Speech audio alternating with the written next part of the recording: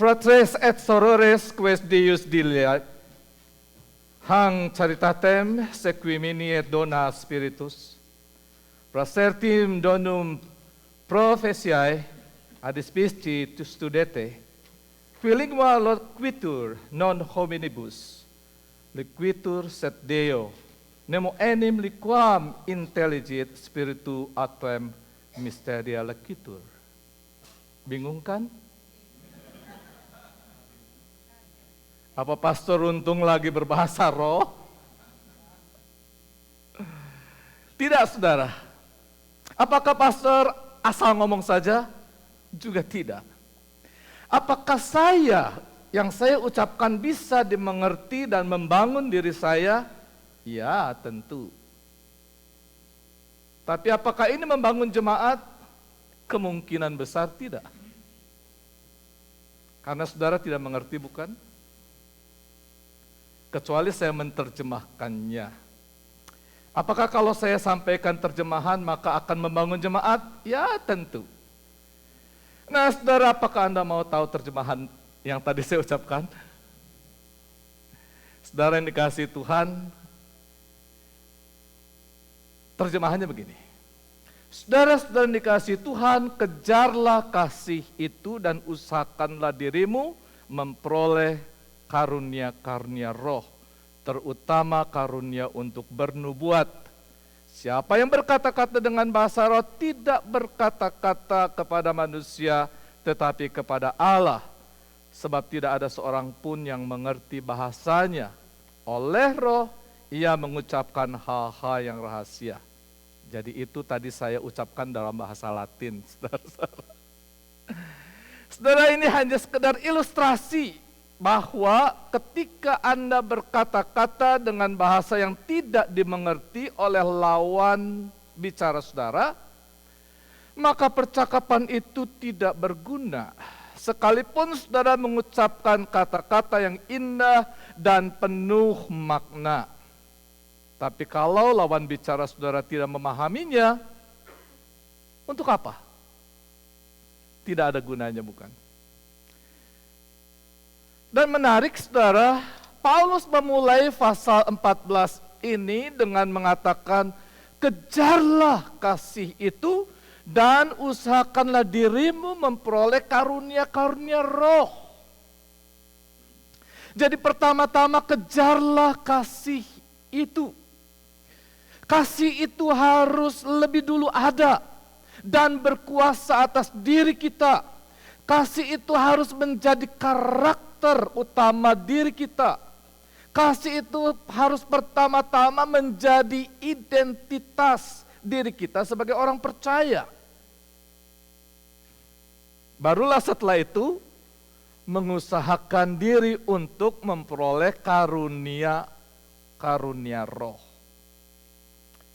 Di sini sebenarnya Paulus sedang mengoreksi kesalahan yang dibuat oleh gereja Korintus mula-mula.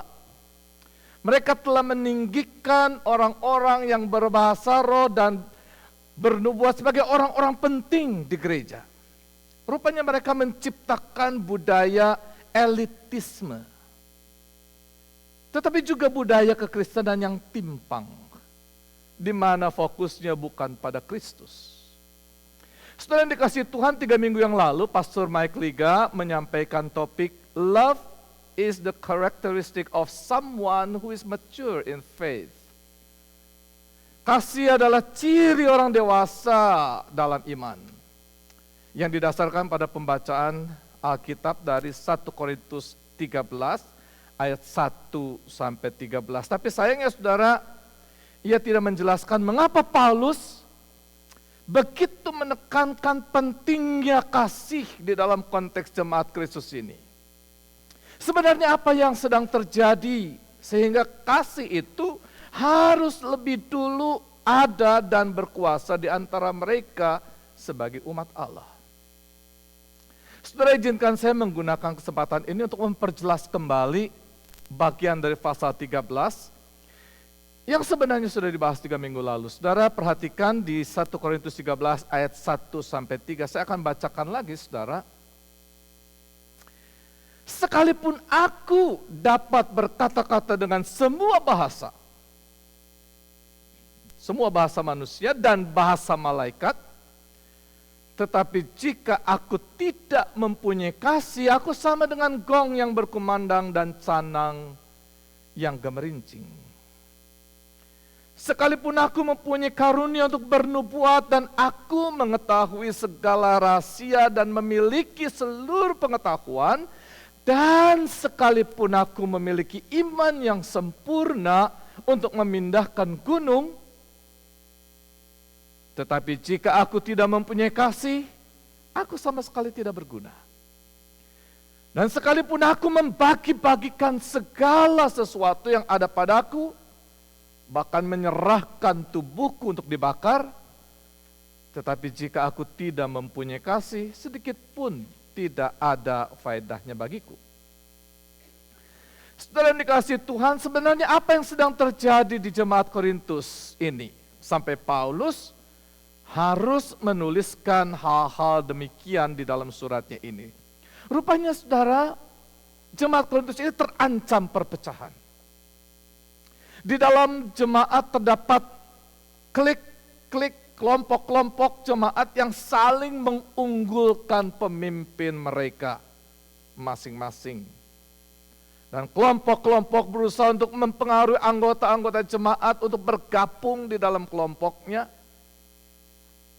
Keunggulan apa sih yang dimiliki oleh para pemimpin kelompok mereka masing-masing, sehingga mereka begitu membanggakan diri? Nah, saudara membaca uraian Paulus di pasal 13 ini, tercermin ada 4 kelompok, saudara. Kelompok pertama adalah kelompok yang begitu membanggakan pemimpin yang mampu berbicara dalam berbagai bahasa. Tentu Saudara, seorang yang punya talenta untuk fasih berbicara dalam berbagai bahasa, biasanya sangat dikagumi dan punya pergaulan dan dapat menambah wawasan serta pengalaman yang luas pula.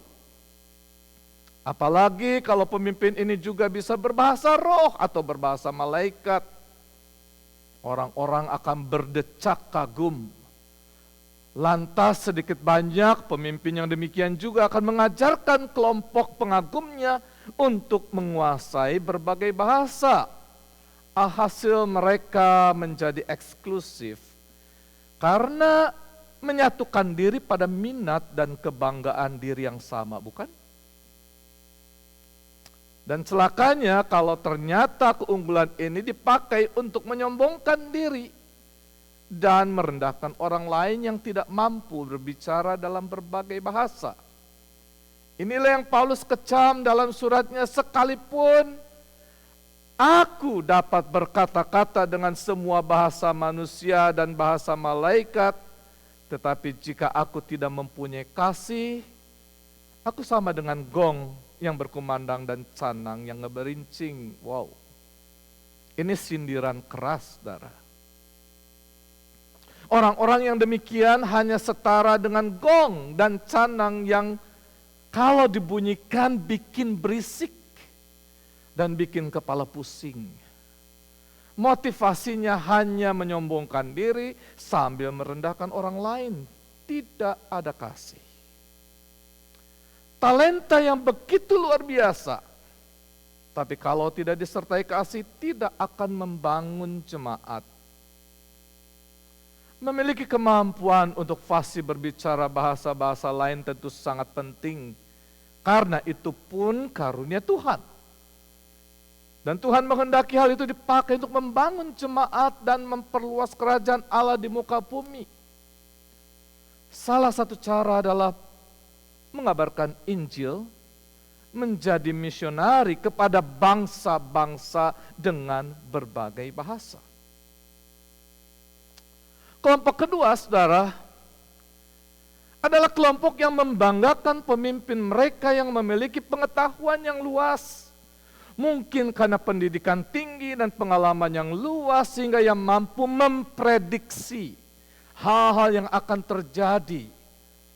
Dan pemimpin yang demikian sangat piawai memberikan pengaruh kepada orang-orang yang membutuhkan pengetahuan dan nasihat. Saudara, kita saja di masa kini tentu membutuhkan informasi-informasi yang akurat, bukan?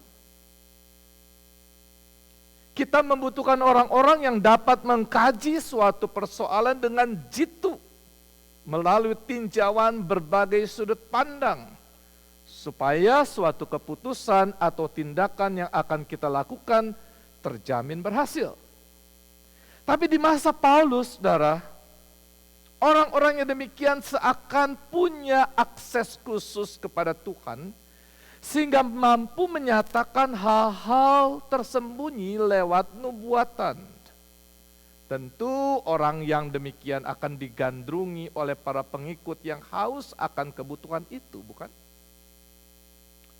Tentu karya bernubuat adalah penting dalam kehidupan jemaat dan memperlengkapi kebutuhan tubuh Kristus.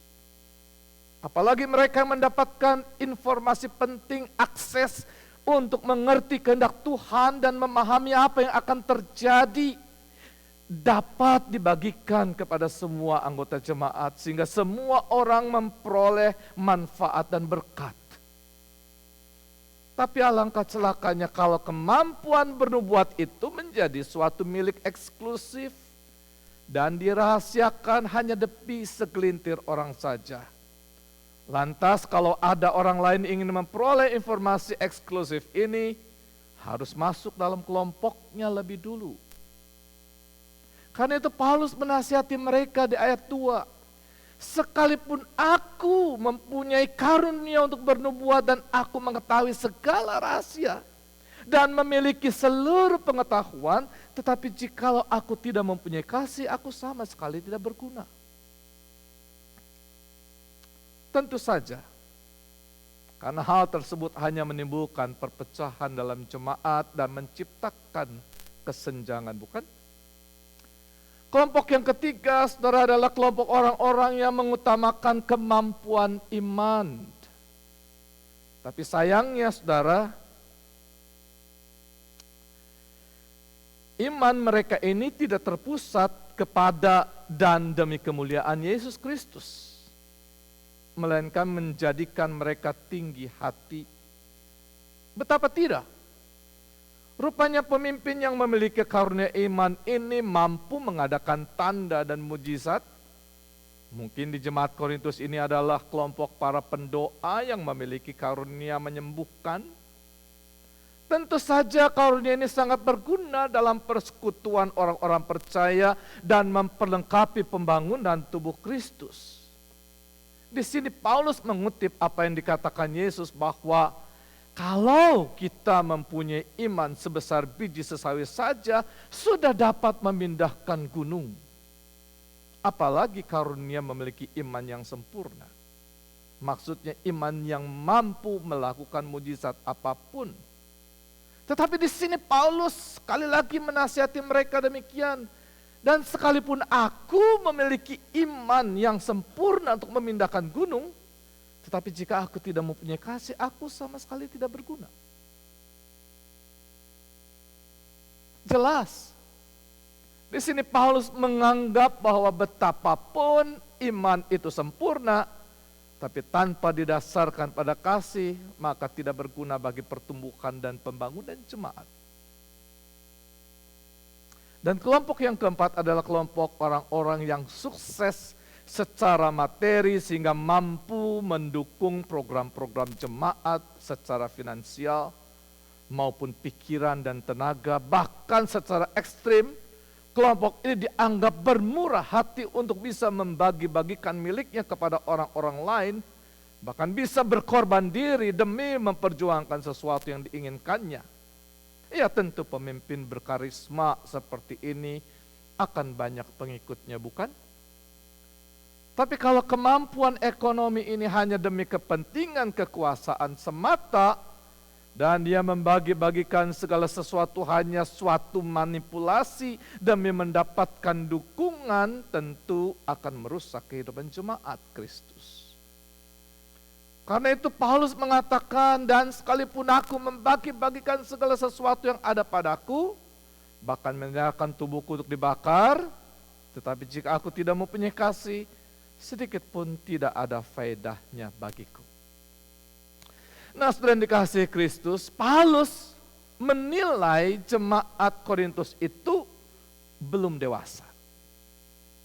Karena antar kelompok seringkali berselisih. Saya bacakan kembali 1 Korintus 3 ayat 1 sampai 3, saudara, untuk merefresh kembali bagaimana kondisi jemaat Korintus ini, saudara.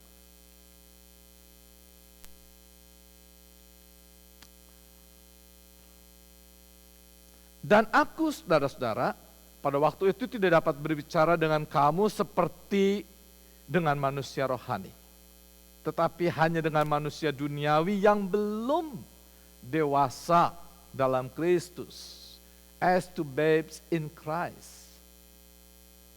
Perhatikan, belum dewasa di dalam Kristus. Susulah yang kuberikan kepadamu bukanlah makanan keras, sebab kamu belum dapat menerimanya, dan sekarang pun kamu belum dapat menerimanya karena kamu masih manusia duniawi. Sebab jika di antara kamu ada iri hati dan perselisihan, bukankah hal itu menunjukkan bahwa kamu manusia duniawi dan bahwa kamu hidup secara manusiawi?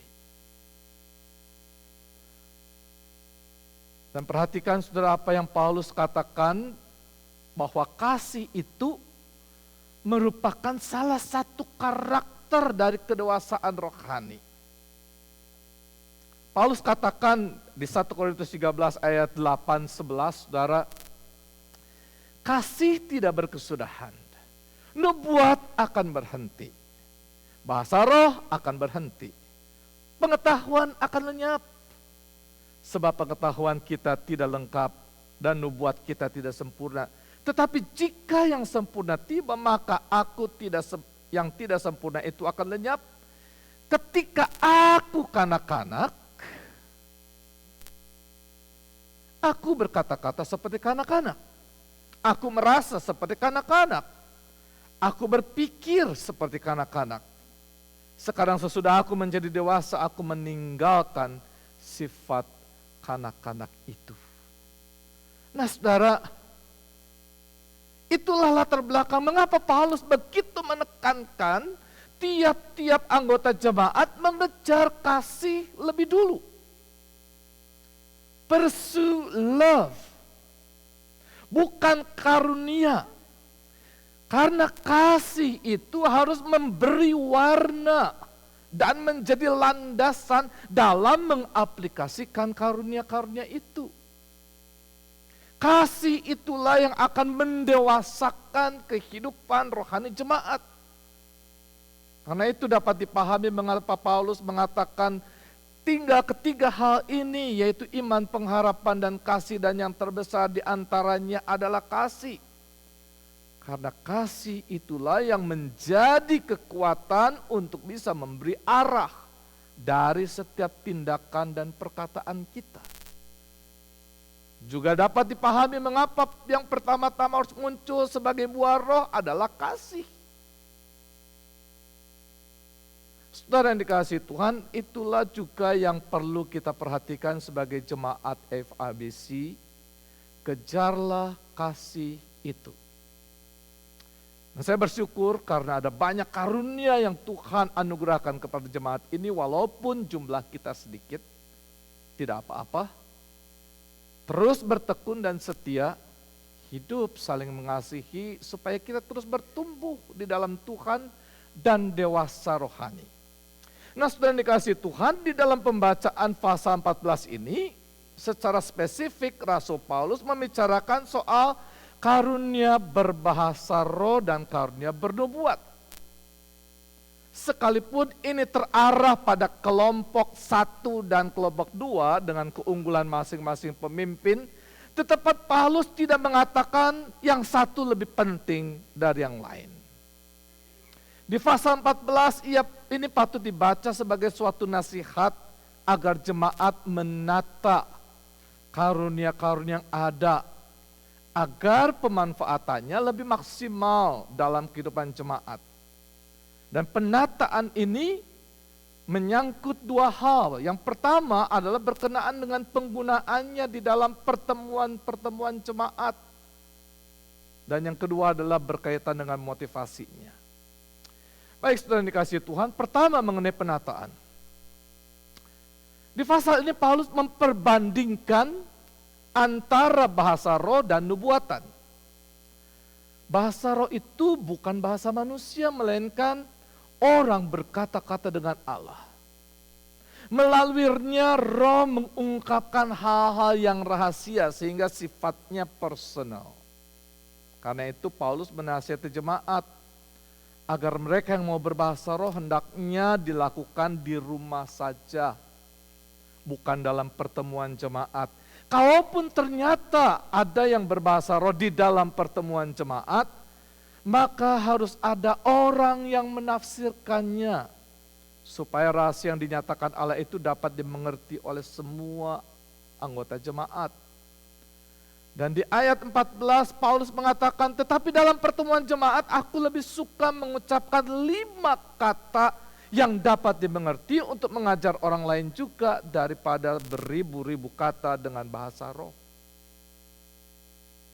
Jadi karena dalam pertemuan jemaat yang digunakan adalah bahasa manusia yang bisa dimengerti, maka sebaiknya jika ada mereka yang berbahasa roh, melakukannya di rumah saja, sebagaimana Paulus pun demikian. Tapi seandainya memang bahasa roh itu terjadi di pertemuan jemaat, maka perlu dibatasi seperti yang Paulus usulkan di ayat 27. Jika ada yang berkata-kata dengan bahasa roh, biarlah 2 atau sebanyak-banyaknya 3 orang. Seorang demi seorang.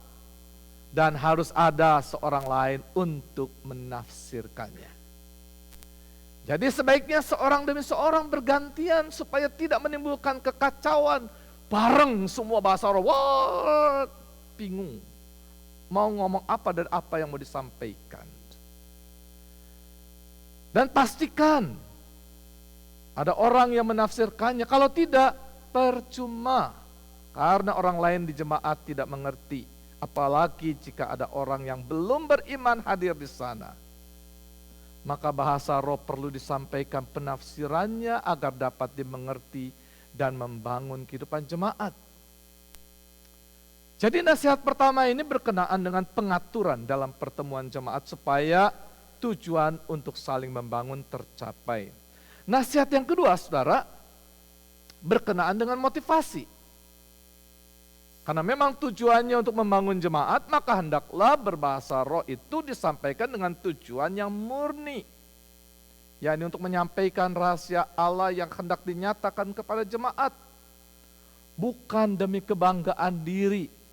Seolah-olah mereka yang berbahasa roh punya karunia yang lebih tinggi dan lebih rohani. Tidak. Saudara, sebenarnya Paulus mendorong semua jemaat bisa berbahasa roh, tetapi akan lebih berguna kalau mempunyai karunia bernubuat. Seperti yang ia katakan di ayat 5. Aku suka supaya kamu semua berkata-kata dengan bahasa roh, tetapi lebih daripada itu supaya kamu bernubuat. Sebab orang yang bernubuat lebih berharga daripada orang yang berkata-kata dengan bahasa roh. Kecuali kalau orang itu juga menafsirkannya, sehingga jemaat dapat dibangun. Saudara, ada satu hal menarik yang dinyatakan Paulus di ayat 15, dan ini seakan menjadi kesimpulan beliau, sekaligus kesimpulan khotbah hari ini.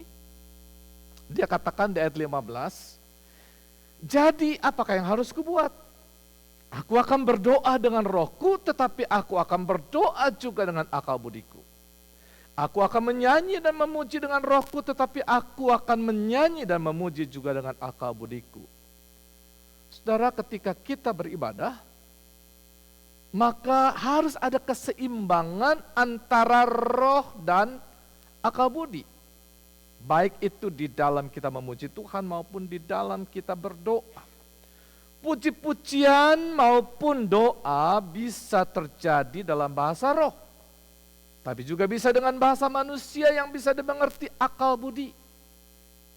Ini tampaknya sejalan dengan apa yang Tuhan Yesus sampaikan kepada perempuan Samaria di pinggir sumur. Ini dicatat oleh Rasul Yohanes dalam Injilnya pasal 4, ayat 23-24. Tetapi saatnya akan datang dan sudah tiba sekarang bahwa penyembah-penyembah benar akan menyembah Bapa dalam roh dan kebenaran. Sebab Bapa menghendaki penyembah-penyembah demikian. Allah itu roh, dan barang siapa menyembah Dia harus menyembahnya dalam roh dan kebenaran. Dikatakan di sini bahwa penyembah yang benar. Jadi saat kita menyembah Bapa Surgawi, Ia menghendaki agar kita berelasi dengan Dia secara utuh sebagai pribadi yang terdiri dari tubuh, roh, dan jiwa. Selain tubuh kita hadir dalam ibadah, Tuhan menghendaki agar kita menyembah Tuhan dengan jiwa kita atau akal budi kita, menaikkan puji-pujian dan doa yang bisa dimengerti dengan bahasa manusia, mendengarkan khotbah dan nubuatan dengan bahasa yang bisa dimengerti dengan akal budi kita. Tapi kita juga beribadah sampai pada roh kita berkomunikasi dengan Tuhan. Roh kita menyembah Dia, baik dalam pujian maupun doa. Dan salah satunya adalah di saat kita berbahasa roh atau mendengarkan penyataan roh yang dikaruniakan Tuhan kepada orang-orang tertentu. Nah, saudara yang dikasihi Tuhan, khotbah kali ini saya persingkat karena kita akan menyaksikan suatu kesaksian dari pelayanan misioneri yang kita dukung, yang kita doakan setiap hari, pagi dan malam. Every day, Miguel Lopez. Morning and night. Dan Miguel Lopez, waktu dan tempat saya serahkan pada Anda. Silakan.